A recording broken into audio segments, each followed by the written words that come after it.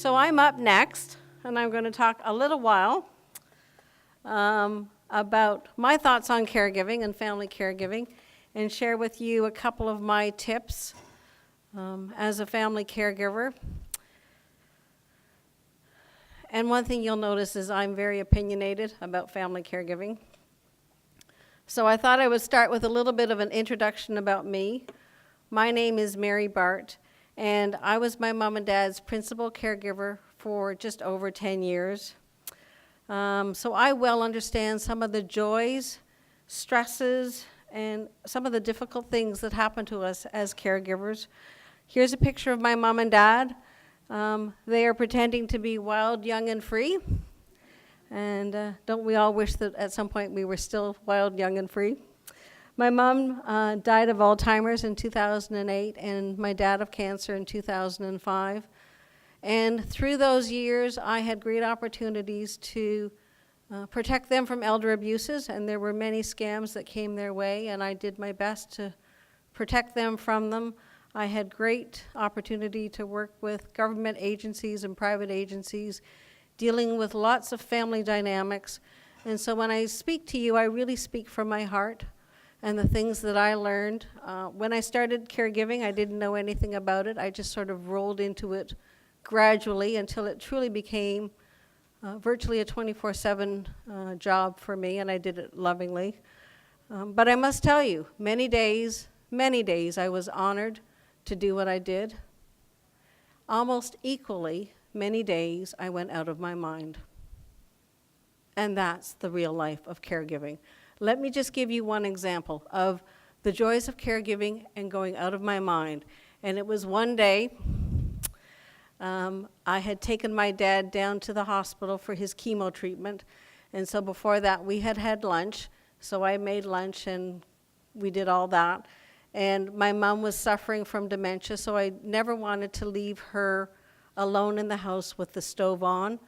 It was always my fear that she would want a cup of tea and forget to put water in or boil it dry or burn herself or burn the house down. So before I took my dad down to the hospital, I went down to the basement and turned off the breaker for the stove. My mom, after lunch, always had her sleep, and she wasn't a wanderer.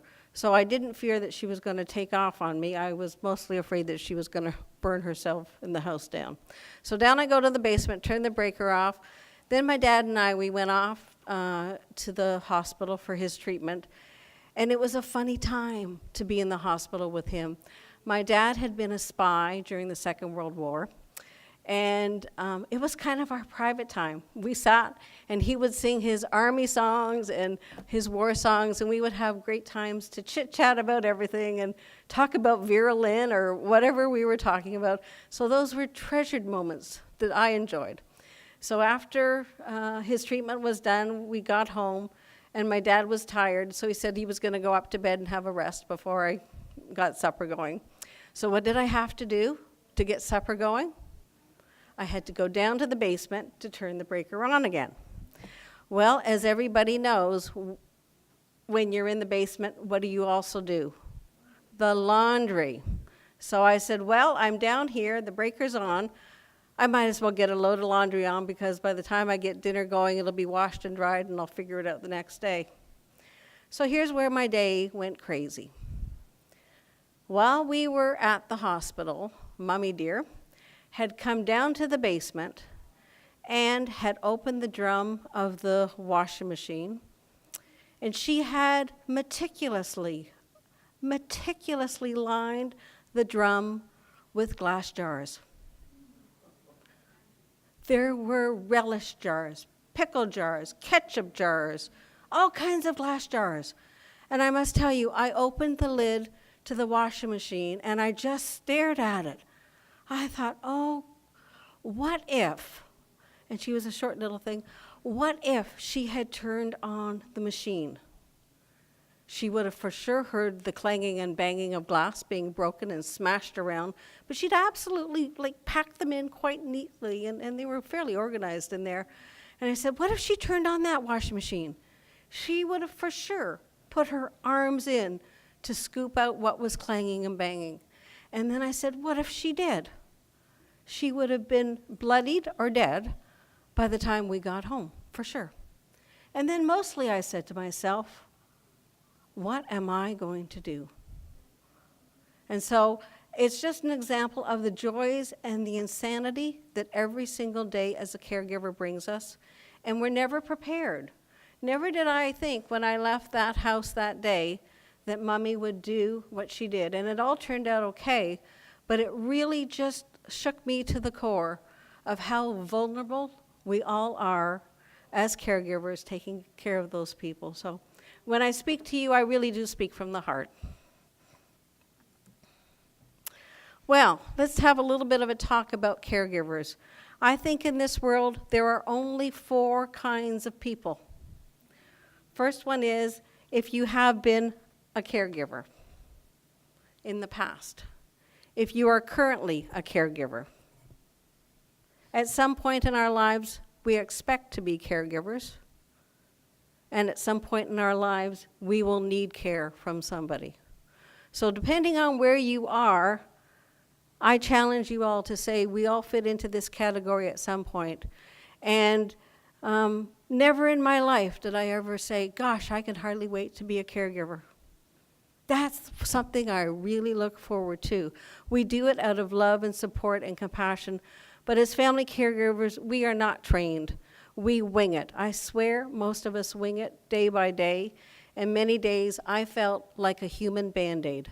What am I going to do today to keep this household going so that they're stable and safe, and so I keep my sanity? Does everybody agree with those ideas?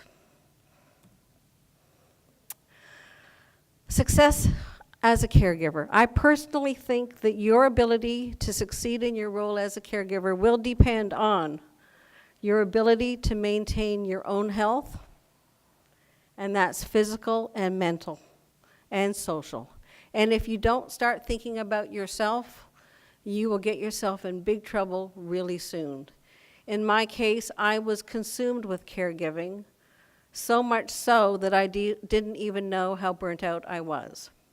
That was a new fancy word back then, and I didn't even know how much trouble I was in because I was consumed with their care. So think about yourself and say, you know what am I going to do in my day to take care of myself? In my case, I did 2 things if I could. I would spend an extra 5 minutes in the shower because that was my little mini spa to escape. And when I could, I would take a walk and walk around my neighborhood. It was my chance to be by myself and to take care of myself. The other great advantage of going for a walk is I love to talk to myself. And I openly talk to myself. And the benefit of talking to myself is I'm always right. I'm always right when I talk to myself. And so it's how I got rid of a lot of my issues and my frustrations, because I would talk through my day what would happen. So I really encourage you to say, you know what am I going to do for myself today? What 5 minutes is my treat? Let's talk about caregiver burnout for a minute. Ask yourself some of these questions. Do you have limited time for yourself, your family, and friends? Are you consumed 24/7 with care or thinking about care? Are you always stressed? How about sleep? Do you get enough sleep? Are you defensive and snappy at people? And do you have any sense of hopelessness, helplessness, and feeling sad? Are you alone or overwhelmed with where you are in your life and the life of the person for whom you are caring? And this question, how's your health since you've become a caregiver? I bet you one thing, it's not better. I bet you one thing, your health has gone down because you are a caregiver, because you are so consumed with caring for others. Rarely do you ever hear the caregiver say, it's all about me. Can you imagine a caregiver saying that? No, it's not part of our definition. We're always there to serve. But at some point, you need to say, I need to serve myself and take care of myself. So how do we take care of ourselves? First of all, it has to be a conscious effort to say, you know what, I am worth figuring this out, And this is a journey, and how am I going to survive it and thrive through it? So take time for yourself, a little bit every day if you can. I used to take long showers. If you could go out and visit with a friend, whether it's for a coffee, a tea, a lunch, a walk, find somebody. We need the social connections. We need to stay connected to society. It gives us perspective. It gives us a chance to talk to others and to air the stresses and issues that were going on. And it's also nice to hear what's going on in other people's lives. It's really fun when you can say, you know what, I met my friend and I heard about their daughter or granddaughter, or we talked about politics or whatever. It gives you a perspective that there's more to this world than just the isolation of caregiving. Try and eat healthy foods. Don't try and drink too much. That's not a good thing either. Get some sleep. And try and find any way to have some physical activity. So, some of the risks of caregiving, obviously stress and burnout, they can be overwhelming. Physical injury. Have you tried to move somebody from a wheelchair to a bed and vice versa? It's real hard and it's real heavy. And the next time you try and do that without thinking about yourself, you might get yourself in trouble. They become dead weight really quickly. And so I used to say if I were going to move my dad or my mom from A to B when they needed it as their health was truly declining, I thought, how am I going to do this so I don't get in trouble? How am I going to do this so I don't wreck my back? So as you go through your day as a caregiver, think about what you're doing. Do I really want to go up on that ladder to get that box from a high cupboard? Maybe, maybe not. There are risks in life, but as a caregiver, I think you have to be super protective of your own health because accidents happen in a second. Caregiver burnout and risks are also around financial burdens. And as we age and as the health system has less money for us, and they always will, I believe. I think they do their best, but there's never going to be enough money within the Ontario healthcare system to support us. We're just too big of an aging population. So there are financial burdens, and everyone who is a caregiver knows it's expensive. It's expensive to care for people, so we do have those burdens and those worries. How are those bills going to get paid? Don't neglect your health. And caregiving obviously has huge strains on family relationships. And just like the one lady said, what happens if one sibling does everything and everybody else runs from the situation? So it's those dynamics that we have to work through. There was a question back there. Yeah, I volunteer at a hospital with wheelchair people mainly, and I was told I'm not insured for workman's compensation or anything like that. If I ruin my back lifting a patient, I won't get any compensation from the hospital. No. There's no insurance for that. And that's a really good point. But when you're a family caregiver at home and you're lifting your spouse or your sister or a parent, those issues of workman's compensation don't really come into play. So you always have to be thinking, am I going to be able to come out of this care situation safe and healthy? And, if you talk to people within the healthcare system, they are trained on how to lift people. And sometimes it takes two people to lift people. And family caregivers, well, there might not be two people in the room at that same time, but yet somebody has to get moved. So all I'm saying is do everything you can to say, how can I be safe? How can I not end up on the floor calling 911? Because it does happen. We get hurt as caregivers. Absolutely. So I'm going to tell you a couple of my ideas that I learned over the years about how to survive caregiving and actually make it work for me. They are not magical, and if I do anything with my presentation today, I hope you think of these two ideas and take mine and adapt them to what suits your world. but I'm going to talk only about two just out of respect for time. The first one is embrace change, and the second one is dealing with guilt. Do you think they're good topics? Number 2 is the doozy. So, embrace change. First of all, as caregivers, we know that change is part of our job. The health of the person for whom we care will not stay the same. It's going to do one of two things. It's either going to get better or it's going to get worse. So we have to know that change is in the wind and that they never stay the same. And what happened yesterday may not work tomorrow.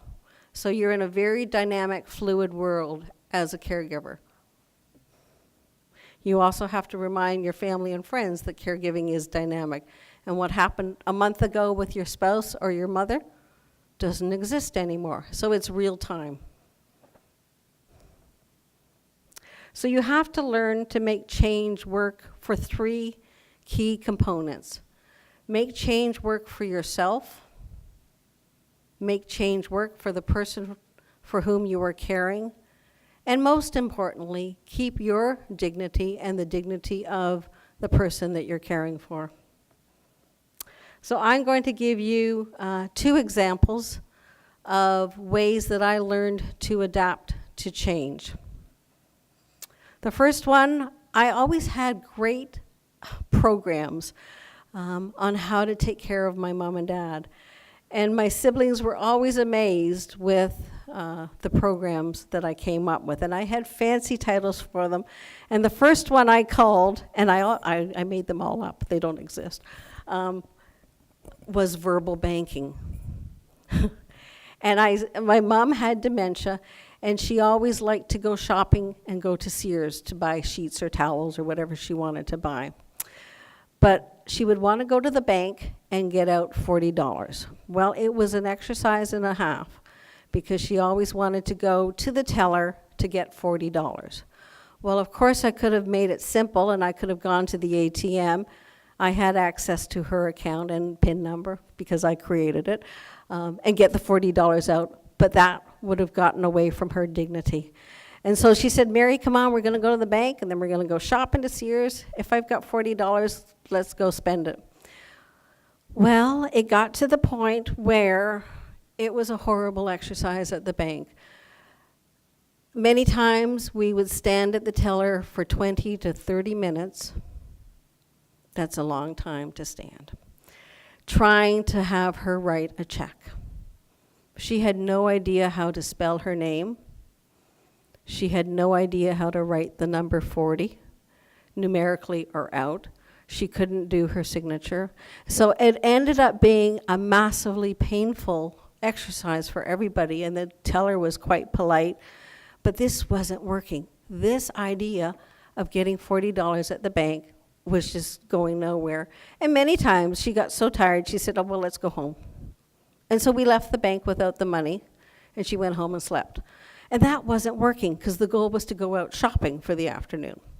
Then one day, and it was a long time ago, I saw my first drive-through ATM. And it was new and it was close to their home. I said, this is it. This is how she's going to get her $40. And I came up with the concept of verbal banking. So I thought about it, how we were going to do this, keeping her dignity and yet keeping us moving so she didn't spend a half an hour trying to write her name. So off we go. I said, Mom, come on, there's a sale at Sears, we're going to go, but there's a new thing just for seniors. It's just for seniors. Oh, good, she was all excited about that. And I said, it's called verbal banking. So here's how it went. We would pull up to the ATM, and I was driving. I would unroll my window, and I had the access card in my hand, and I would yell, I say to my mom, I say, tell the machine your name, Mom. And so she would yell across me and yell at the machine what her name was. I said, good, we're making progress. And I said, tell the machine how much money you want. And then she goes on, well, I'd like $40 because I'd like to know if there's new sheets or towels, or maybe I'd like a... So she's rambling on and on. She's all excited. She's trying to justify $40 to the machine Meanwhile, she's chatting it up, and I'm typing in the PIN number, and out spits 220s. Boom, mission accomplished. I said, look, Mom, you've got $40. This is great. I like this new banking. And I liked it too. And I'm sure the bank was thrilled that we weren't at the teller for half an hour. And off we went, and she had the $40 in her purse, and it was a 20-minute ride to Sears from where we were. And the whole time she kept looking in her purse. I've got 40, I don't know how much I've got, but let's go spend it, whatever I've got. And so it's an example of how you take something that's odd and awkward and spin it. It worked for me, it worked for her, and she kept her dignity.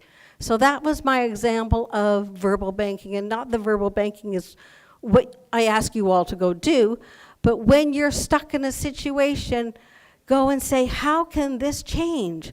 We can't keep going to the bank for half an hour. We're all just going to wear out, and Sears isn't going to get any money, and she wanted to shop. So take that as an example. Number 2, let's talk about this one for a minute. Dealing with guilt. Guilt can be a powerful, ugly beast. Guilt can be endless, but the energy we have to put towards guilt is not. So, anybody have any ideas about what causes caregivers guilt? Everybody has guilt around caregiving. You get guilt when you're selfish. You've had enough, you want to do yourself. I've had enough of this. Yeah. And then afterwards you feel bad that you didn't carry on. Yeah, that suddenly you're supposed to be everything every second, and what about me, and you feel guilty about that. Any thoughts on guilt? I was just going to say a model of service. The model of service is that you should, no greater love does this than the man give up his life. I think that's from Dickens or something, right? The idea of selfless, exactly what the gentleman was saying. But, literature, religion, they all have models of selfless giving. And to some extent, they're good models. One should aim to be compassionate, but I guess one has to be humble and realize one is not holy. One doesn't have to be an angel. One can just be human and do what's humanly possible. And that's the key, humanly possible. Some other things that cause us guilt. We're with the person that we care for, and we're not with other people. Or we're with other people, and we're not with the person that we're caring for. You can't be all places at all times. We have guilt that we don't have enough money to do as much as we had. Gosh, if I had an extra whatever, I could hire a PSW, or I could do all these extra things. So money brings us guilt. Distance brings us guilt. Think of all those people who are not physically close to the care recipient. There's lots of people in our lives who live 3,000 miles away that we would like to help, but we physically can't. So we have guilt around that. So the topics and issues around guilt are not only self-imposed, but they are imposed on us by our families. Families are great sources of throwing guilt out. Okay, so we always have to be careful of the guilt. One time my dad said to me, he said, I usually went down 7 days a week. And one Saturday I said to my dad, I said, Dad, I'm not coming down tomorrow. My husband and I, we have plans. We're going to go meet our friends. We're going to go out and do a few things. And my dad broke into tears. And he said, you have to come. You have to come. And I said, no. And he said, on the topic of guilt, he said, if you don't come, we will die. Well, that's a lot of guilt. If you don't come, we will die. And so then I said, Dad, you will not die. Your fridge is full of food, and I had to itemize all the things that he had. He had chicken and raisin bread and ice cream and cheese, and there was gobs of food. I said, if you get into trouble, you call 911. And mostly I said, if you can't live without me for one whole day, then you can no longer live in this house. So this is going to be a test. If you die in the next 24 hours, I don't think you will, and it's a risk I'm willing to pay because there's 911 and there's gobs of food. But if you can't live here, then without me every single day, you can't live here. Something has to change. Well, he quieted up, and they did get through the day. And when I got down there on Monday, guess what happened? They were alive. They were alive. And I got to escape, because all caregivers really want to do is escape sometimes, to your point. So you have to be very careful how the care recipient and our families give us guilt. So how do we handle the guilt that's either thrown at us or thrown at us by someone else? First of all, I must tell you that every one of us as caregivers, our situations are different. So nobody has the same magic model and formula. We're all dealing with our own resources. And when I say resources, I speak to two things: energy and support and money. So based on what you have, that's what I mean. You have to deal with your own resources. And as a caregiver, I think that you should always do the best that you can. Absolutely your best. And what that means is tough choices. And every day as a caregiver, you have to say, what's the best for them and the best for me? And I got to tell you, you don't always get the right happy answer. Sometimes they're ugly decisions that you have to make. But you have to know in your heart what's the best for you and the best for them. And no situation is ever perfect. And when you do your best, you get to be proud of yourself. I would often go home and lie in my bed and say, how did my day go? How did that go? Did I give my best? Did I give 100% or did I give 40%? Did I cop out of a few things that I could have done better? Maybe. But overall, did I do my best? And so I would always lie in bed and examine my day. How did I do? Am I proud of my efforts? Did I give it my all? And when I did, I said I did great. And when I didn't, I would say, what am I going to do tomorrow? So the next time I lie in my bed, I'm more proud of myself. So I would always examine what I did. And as you go through the decisions for caregiving, it also means that others may suffer. You will not please everybody along the way, but what you have to do is focus on doing the right thing for yourself and the caregiver. And for questions like yours about when siblings fight, it's an old corporate saying, but I love it. As the caregiver, I always say to people, lead, follow, or get out of the way. It's real simple. If you're the leader, lead. If you want to follow the caregiver, follow. And if you're there to cause trouble, get out of the way because you don't add value. And I always think of that when I think of caregivers. What's your role? Are you in charge? Are you supportive? Or are you just trouble? And if you're trouble, the caregiver just has to wash that person out. You only want people in that care situation that add value. So focus on the right thing and let all the gibberish fly. And if you do the best that you do, and every day is different, over time you will look back on your caregiving journey and say, did I do the best? And when you can truly say in your heart that you did do the best, based on your resources, your money, your time, your energy, your efforts, then that's all we can do as humans. Everything that we do is not perfect, for sure. But when you say, I really did, overall, all I could do, I only have 2 hands, I know I need 8, I'm not an octopus, but what could I have done better, differently? And that's where you judge yourself. And in my life, I can easily separate grief from guilt instantly. I miss my mom and dad, obviously very much, but I have no guilt. And the guilt, I have given myself the honor to say I have no reason to be guilty because I did the best. It wasn't perfect by no means, but based on what I could, I did the best that I could. And that's really the most powerful gift as a caregiver you can give yourself. What am I going to do to say, no, I did my best? So you have to decide how you're going to deal with this thing about guilt and get it out of your vocabulary and just say, did I do my best? Am I proud of myself? Any ideas or thoughts or comments about my thoughts on caregiving? Any questions for me? Did it make sense? I do have one comment. Like, you say to do your best, but let's say, it's hard for me to separate if the people you're caring for do not tell you you're not doing your best. They tell you you're not doing your best. Yeah. So, the guilt, for me it's hard to comprehend. How do I not feel guilty about that?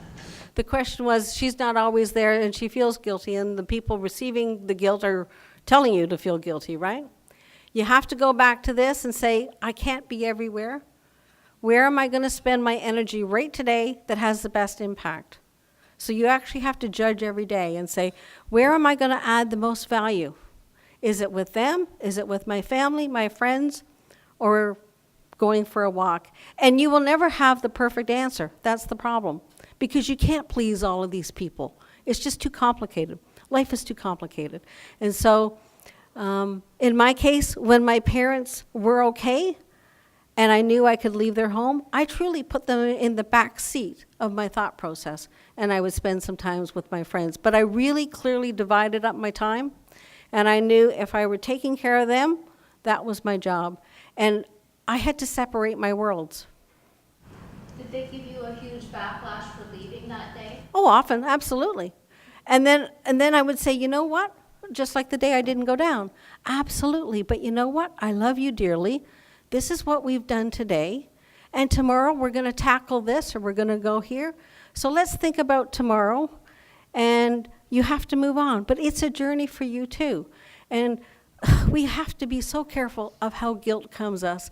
And it's almost like if you're a hockey player and you're a goalie and you've got all those shoulder pads around you. That's what we need as caregivers. We need to have the ability to bounce off some of the stuff coming our way and deflect it, because we need to keep ourselves safe. And you will never have a perfect world. And caregiving is nothing. There's nothing perfect about caregiving, and it's all about change. But absolutely say, you know what, this is what we did. Tomorrow we're going to do something different. And then leave. If you're leaving, if that's part of what you do, then leave and say, I did my best. No, it wasn't perfect, but it was pretty good. Boom. Mary, you also have to remember people have dementia. When they're saying angry things to you, it's not really to you. No, absolutely. They're angry with themselves, Right. They're angry at their inability to cope. Right, and they're scared. You take it as a Yeah. personal Oh, thing, yeah. then all you're going to end up is a guilt trip. Absolutely, absolutely. And when you're dealing with somebody with dementia, it is just such an interesting exercise what the next minute will bring, and you're not planned for it. I can remember my mom had to go in one time for a flu shot. Well, she bit the doctor, and the doctor was bleeding, and Mommy didn't want anybody near her with a needle, so the doctor's got this gouge in her arm, and she's bleeding. Well, that didn't particularly go well. And so, welcome to caregiving, right? And so, whatever the next minute brings is like, okay, you really do. They live in the moment, and you're living in the moment because they're living in the moment. One more, yes? Can I suggest that it seems to me that rather than saying, I'm going to do the best every day, is to say, be gentle with yourself and know that some Yep. days you won't be able to do your best. And it's Yep. okay. That's one way of looking at it. And if overall, in the years or days or months that you're a caregiver, you did your best, there are up and down days, absolutely. And be kind to yourself, absolutely. One more. What I identify with is, am I proud of myself? Because I find doing your best is like, I don't know what that is. Right. There's always more that you can do. You could have, should have. But I think with your own internal value system, you say, okay, I did okay. Yep, Then mission you keep accomplished. going. Yeah. Yep. But I also found with my mom, if I was reaching the end of my limit, I would say to her, I am reaching the end of my limit. If I stay, I'm going to say stuff, and I'm just crabby and I'm tired now, Yeah. I gotta go now. Yeah. You find your own ways of communicating, like really, And that takes time and experience and courage and all things that we're not trained as family caregivers.